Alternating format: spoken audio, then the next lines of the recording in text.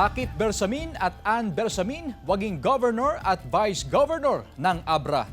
Balitang hatid ni CJ Turida.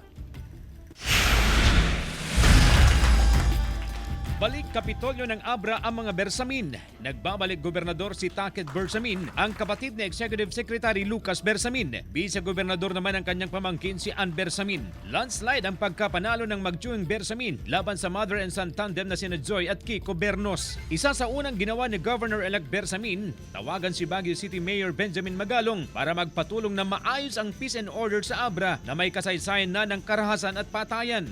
Tulong mo kami, Benji.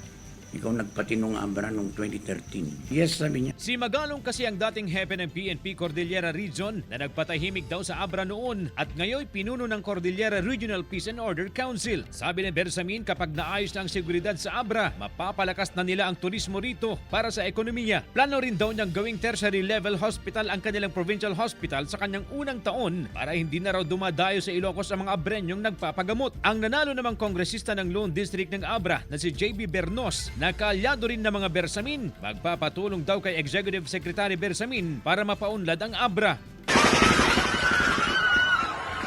Kahit may barilan noong botohan malapit sa isang voting center sa Bangged na ikinasugat ng dalawa, generally peaceful pa rin ang turing ng Abra Police sa election sa probinsya. CJ Torida, One North, Central Luzon.